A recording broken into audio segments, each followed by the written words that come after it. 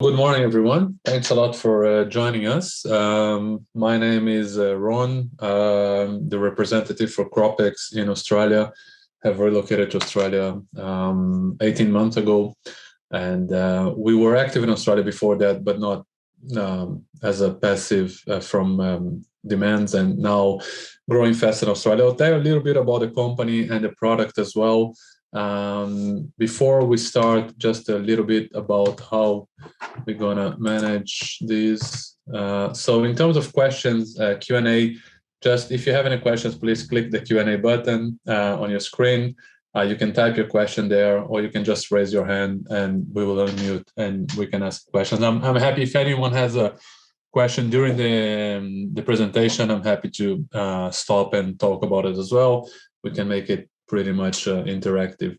Okay, so before we start, I'll just share a short video with you that's 1.5 minutes, and then we'll start.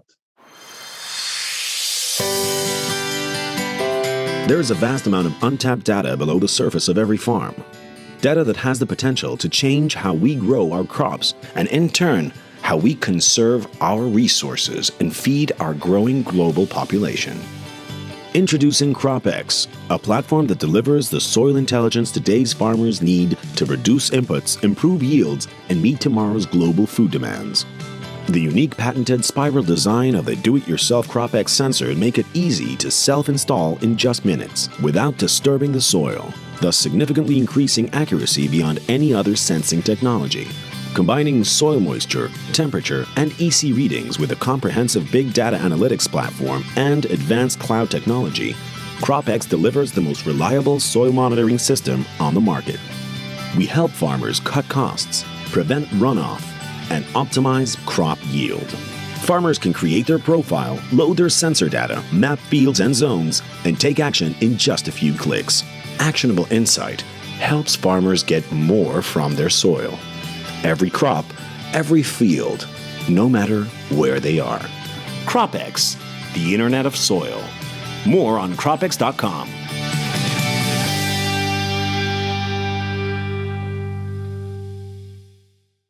Great. So just to give a word as well about the partnership between CropX and Stratus Imaging. So we work with different dealers around the country. Obviously, Stratus Imaging is our dealer in WA. We've been working for a few months with a few trials on the ground as well. We're very happy about it. So after this session, obviously, you guys can contact them or me for any questions as well.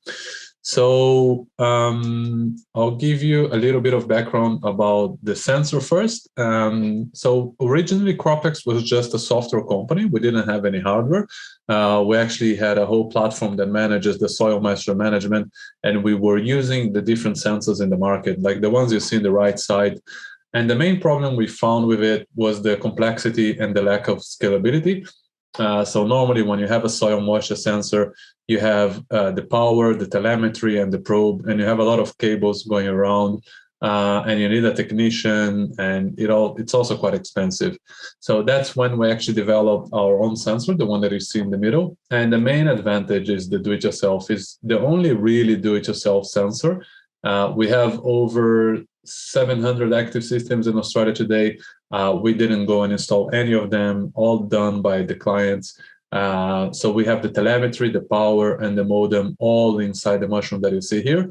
So literally, you just open the box, put the sensor on the ground, scan a QR code that you have on the top, and then you start reading data. Okay, so, and that's by far the biggest feedback that we get from farmers around Australia. The second main advantage is the fact that we have our electrodes. The reading electrodes are on the edge of the spiral. So we drill a hole in the ground, but the reading are coming from outside of the hole. So it's just a much more accurate data because it's an undisturbed piece of soil. Okay, and that's a big difference in terms of accuracy as well. All right. We have two different sensors. One is the short one. That's the most common one. So we read at 20 and 46 centimeters. Okay. And the longer one, which reads at 20, 46, and 90 centimeters, depending on the soil type, on the crop. So I would say that the long one, normally a lot of the cotton guys use it, vineyards as well. some of the broadacre that we have as well. But for all the three crops, mostly we're using the short one, and vegetables as well. So those are a few images of the software. I'll show you the platform in a second. And just to give you an overview about the company, so we have today over 10,000 systems deployed globally. Most of our market is in the US. We have offices in the US, in Mexico, in South America, Holland, Israel, Australia, New Zealand. The manufacturing and production is all done in Israel, okay? So it's a quite established company with 80 workers globally. I want to show you, before we go into the platform, just a trial that we did here in Australia. So that's a trial with a corn farm in Wagga. And this is one of the top farmers. He's doing 15 tons an hectare. And so we took one of his pivot and divided into slices. So he was managing half of it. We were managing the other half of it. He didn't know what we were doing. We had control over the pivot. And the bottom line is that we managed to increase his yield by 9% and save his water by 5%. Okay. I also want to show you, I have a whole document about this trial. If someone is interested, I'm happy to share. But two interesting slides of this trial. So this is the irrigation pattern. So the blue lines is what CropX was doing, and the green line is what he was doing. So as I said, we gave less water over the whole season, but we can see that a few days we actually gave more water than him. So it's not just about the total amount of water, but it's also about reacting to real-time data, seeing what the soil needs in the exact time, and then reacting to that. And then you increase the uptake of liquid, you increase the uptake of nutrients, and that's how you reach the 9% yield increase. Okay. And the other interesting part is the satellite images. So we also have a feature of satellite image in our software. And we can see here that we detected something developing on the bottom part of his pivot. We were able to warn him, and he was able to stop that before it was too late. So it's also a big saving there in damage. Now, let me move into the software. And please, if you have any questions, stop me. So this is how our platform looks like. So this is a live demo now, okay? We're looking at the dashboard. And the main advantage is that I can see all my sensors in one place. I can also control who sees what. So if I have different farms or different clients or different managers, I can give different permissions based on that. I can see here the general screening of the moisture tab. I can look at the battery. I can look at the reception. And then I can also filter all my sensors by either moisture levels or technical details as well, okay? And I can also just go into different farms. So if I have more than one farm or one more client, I can just go into the different farms. So let's take, for example, this one. This is a citrus farm in Mildura. So when I open a specific field, it will actually give me 4 different tabs. Summary, graphs, field view, and settings. Okay. So on the summary, I have the irrigation prescription, how to irrigate, the main graph. I'll show you this one. We also keep record of accumulated growing day degrees. So in citrus is not relevant, so it's not showing, but if I had sweet potatoes or corn, so it would actually show me the GDD. I also have the weather forecast. If I click on it, it will give me 5 days ahead, including evapotranspiration. Okay. And evapotranspiration is also used to calculate the irrigation, by the way.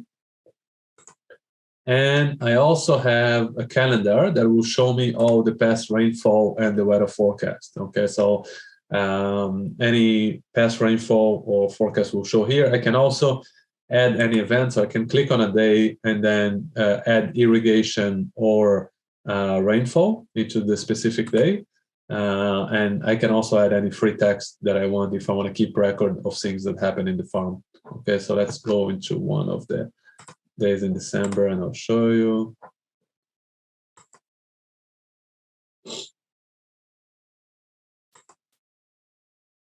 Okay, that's not coming up, so I'll show you that later. Let's move into the graphs. So the graphs is the main part of our software, obviously. we have three different measurements: moisture, electroconductivity, and temperature. Okay, the electroconductivity is just an indirect way of measuring salinity and nutrients, and it's a good indication of the nutrients on the ground.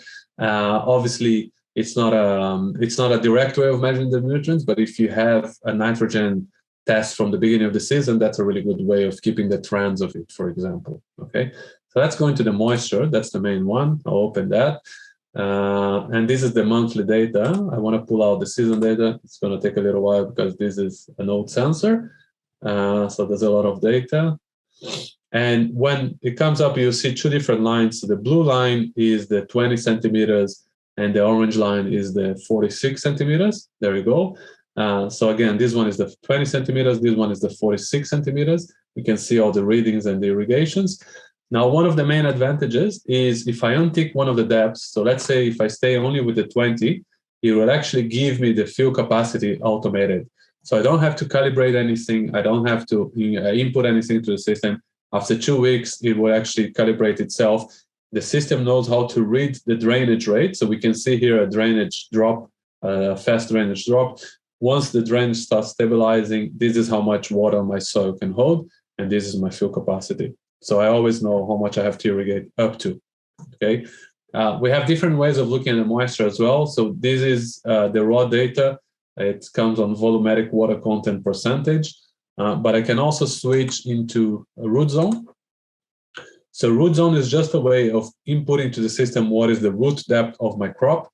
So we started in this one with 30 centimeters and we just changed to 20, and that's why the fuel capacity updated itself. And the interesting thing is that it's actually translating the VWC into millimeters. So now I can see from 0 to 20. I'll show you here the set points. We have the root depth at 20 centimeters. Okay. So I can see what is the moisture in millimeters from 0 to 20. And then it becomes very easy to know how much to irrigate. I'll give an example. Let's say I'm standing here on November 30, and I can see on the bottom, I can see that my sum at that day was 46 millimeters, and I know my fuel capacity is 55, so I know I have to irrigate 9 mils, okay? That's how it's actually calculated in the prescription. We saw the prescription on the summary page. We also have a more precise one on the field view. So if I go into the field view, I have an irrigation tab here. And if I go into prescriptions, so I'll see here the prescription on millimeters, cubic meters, and time of irrigation. So all the calculations are done. I can input to the system what is the flow rate of my irrigation, and then I will get what is the time of irrigation that I have to irrigate. Okay. And then the next level of information is the satellite image, as I said. So still on the field view, we have different indexes, NDVI and SAVI. Those are indexes that measure the wavelength of the plant and then translates back into color. So it's mainly a good way of looking at the uniformity. I can see what's happening in my field. I can also go back in history and see the development, as you can see here. And it's just a way of looking for, so those are cloudy days that doesn't detect anything. But the main issue here is just to figure out that you don't have any yellow spots or over irrigated spots that could be an indication of a failure in irrigation or some diseases and so on. We have both NDVI and SAVI. Okay, so those are different ways of looking at what's happening. And again, we're mainly looking for uniformity. We also have a new feature on satellite image on different crops that measures the nitrogen. So it's currently working on cotton, wheat, potato, and corn, that I can actually see the same picture for the nitrogen level on the leaves. So there is a correlation between the color of the plant and the nitrogen level. So I can get the nitrogen level without doing a leaf analysis. And that's quite a big development as well. And the last one is the settings page. This is actually where I put all the data of my crop. So I have options of setting up my soil type. If I have different layers, so I can put different layers as well.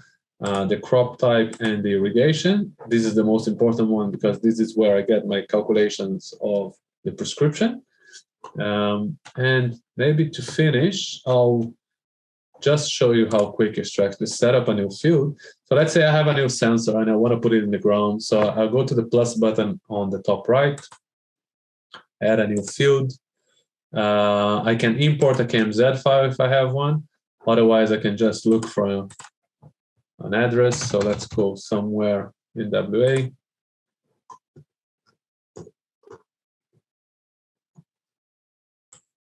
So let's just look for any field around here. Let's say I want to put a sensor in one of these fields here. So I'll choose a polygon. I'll draw the 4 corners. Once it's done, I have to choose my farm name. So an existing one or a new one. I'll just go for an existing one. And then the field name. Submit, and that's it.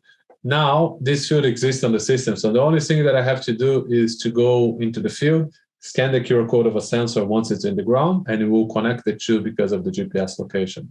So it literally takes 30 seconds on the software, another 5 minutes on the ground, and you're done with the installation. Now, same thing with the support. We don't need technicians on the ground to do any technical support. We have full control of the sensors on the back end.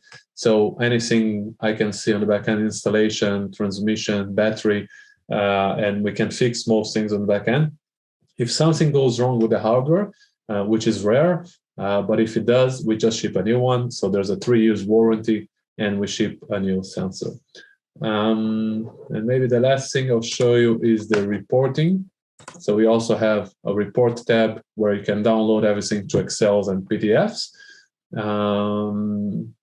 And yeah, there's quite a lot more into it, but I just mentioned the main things, which are the weather forecast, the different moisture graphs, and the satellite images. Okay, if you're using these 3 features, it's probably more than 50% of what you need from the system to know exactly how much to irrigate and when to irrigate. Like I said, we have today 700 active systems in Australia, a lot of tree crops, a lot of pivots, some cotton on flood as well. So it's really diverse in terms of the industries and crops that we're using. The feedbacks are being really good. We are growing fast in Australia. We have already a worker in Mildura, another one in Griffith. We're looking next year to expand even more. So yeah, we will be very happy to partner on anything. I'll jump now into the Q&A unless someone has. So I have a few questions here. Let me just put that.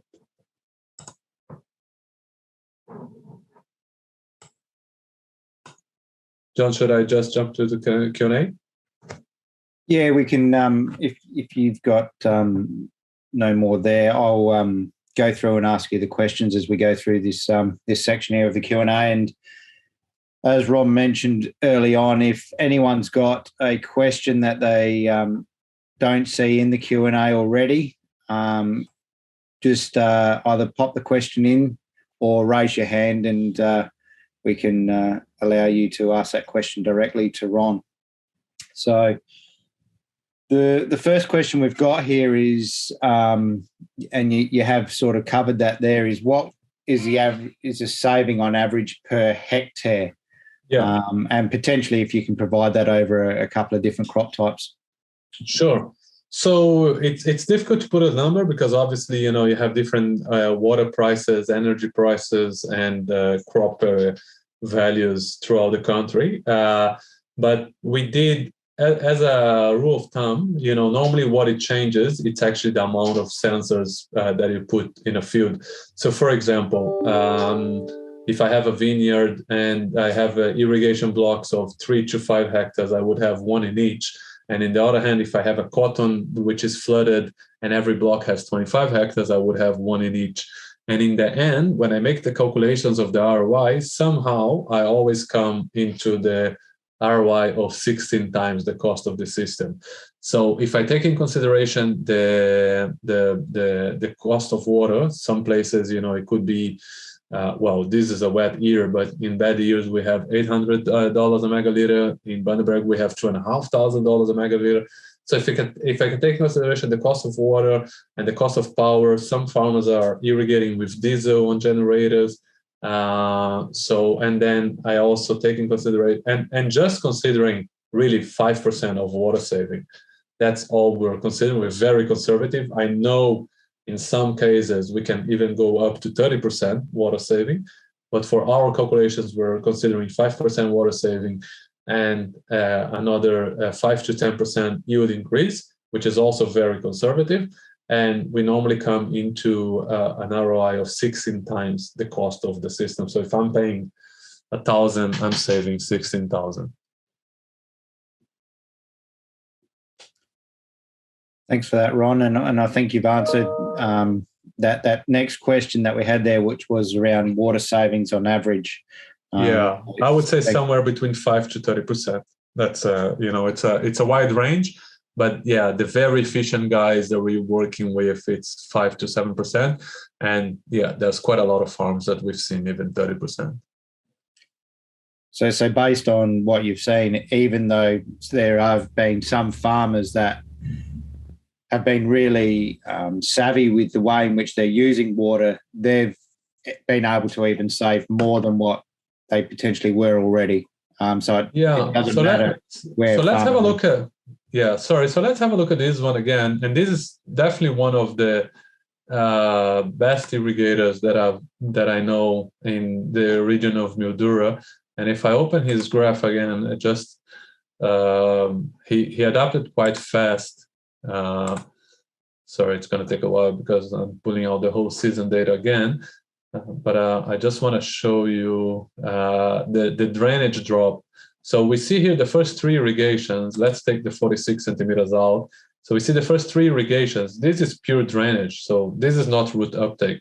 From the 28% and down, there's root uptake. But everything above that, and this is almost 3% VWC. So in millimeters, that will be maybe 6 millimeters of water in every irrigation. So after the 3rd time, he actually adjusted himself, and we see that he's barely going above the field capacity. So imagine 6 millimeters on every irrigation that he's doing. That's a lot of water. And, and it's not just water. It could be fertilizers, if he's fertigating, it's power as well. So yeah, the 5% is a very, very conservative number. So just building on that, and it's not a question that we've actually been given, it's just one I've thought of there. In a dry land situation where we're not under irrigation, what sort of benefits have we seen or have you seen with the CropX system? Yeah, that's a good question. So obviously on dry lands, the main issue is the application rate and timing. So when to... you definitely want to know what is the moisture level before you go and apply anything. So you're not just throwing fertilizers in the ground without any absorption. So it's really about increasing the rate of uptake of fertilizers. And the second thing is the 3 things. So the first one is managing the moisture in terms of fertilizer applications. The second one is the weather forecast, which obviously you have everywhere, but it's nice to have everything in one place. And the third one is the satellite image. So especially in dry lands, when you have big fields that obviously you can look at everything that is happening there, just having an aerial image that updates every week, that's also very useful. Thank you. One of the questions that we've been given was, is it actually calibrated to soil type? So obviously in WA, we've got many different soil types here and obviously across Australia. How does that work? Yeah, so we do have a tab of soil that I actually have all the options of inputting the different soil types. So I can work throughout soil classification and put the different layers. So this one only have one layer, but if I want, I can put from 0 to 20, 20 to 60, and so on. I can also work on soil composition. This is the one that you actually put the different layers. And on the soil type classification, I have all the different types of soil. So I can either break down or I can put, and in terms of the recommendations, so the readings of the moisture are independent of the soil type. because it would actually always look for the drainage rate. Once the drainage starts stabilizing, this is the field capacity. The one thing that our algorithm does with the soil type, if I have different soil types in one field, let me actually look for an example. I know one that actually has been harvested already, but maybe I'll be able to show you a pivot that has different soil types. I'm pretty sure it's, I'm sorry, just want to make sure if it's this one or not.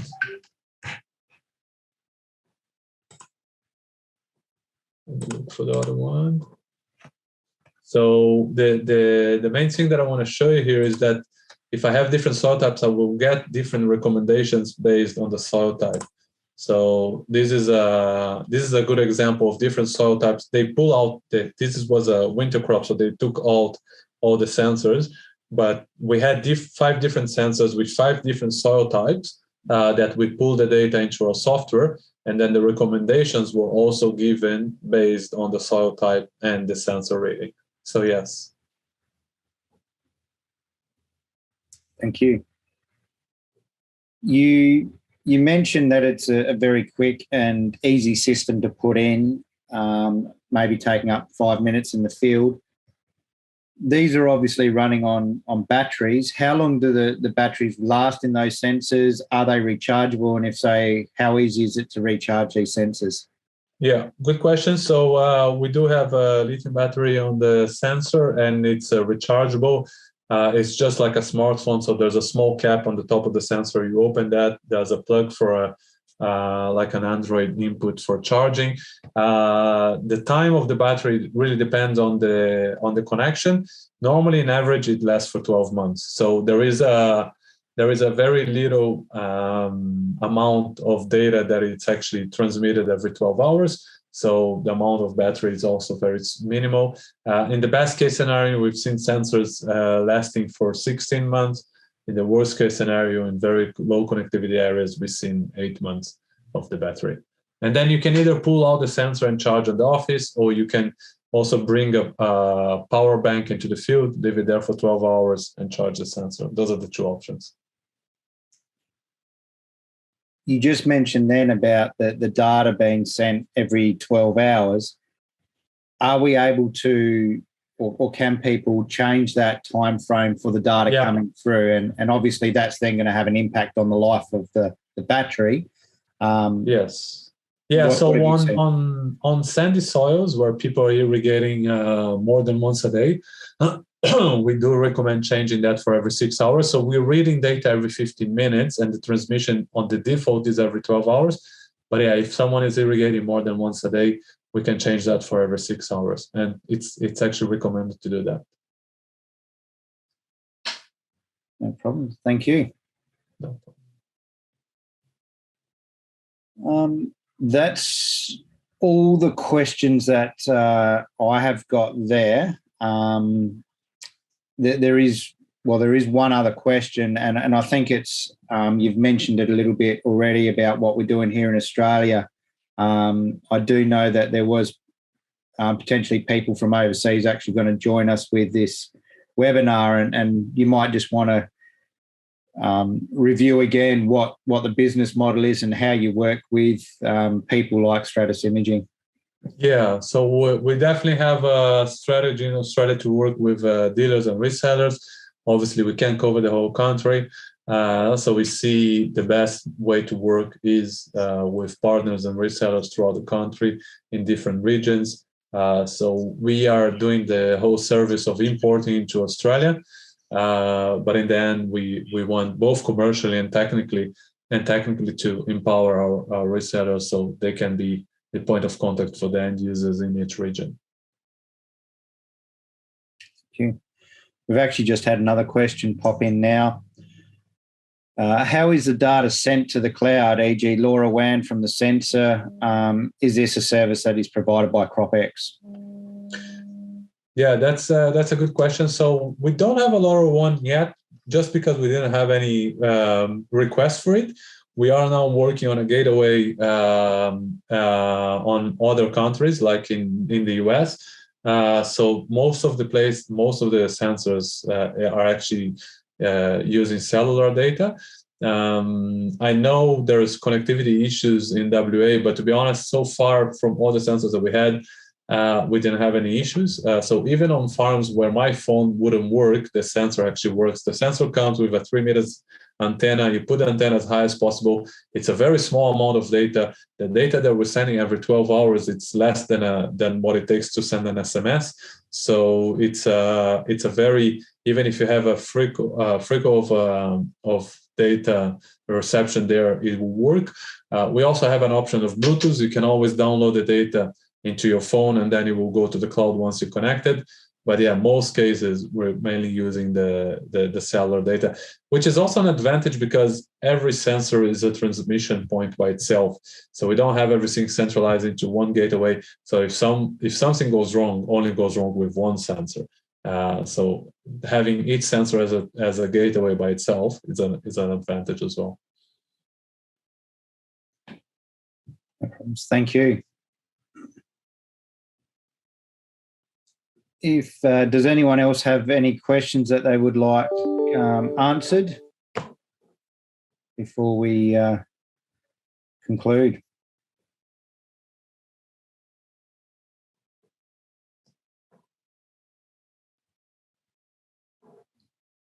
Doesn't look like there's any more questions coming through there, Ron, or anyone raising their hand. So we'll just pass back and for you to wind up if you can. Perfect. So I'd like to thank everyone. Thanks a lot. I know it's early in WA now, so I appreciate you guys joining. And I'm more than happy to, if someone has a specific question or ideas or opportunities, we can always make a separate call with the guys of Stratus and myself, go deeper a little bit in the platform and talk about the opportunities. So thanks a lot for that. And thanks for organizing. Okay, well, on that note, we'll end the webinar here. And if there's any further questions or information that you need, please contact us at info@stratusimaging.com.au. We will send out follow-up emails after this with a link to the webinar. So please feel free to forward that on to any of your contacts that you think might be interested.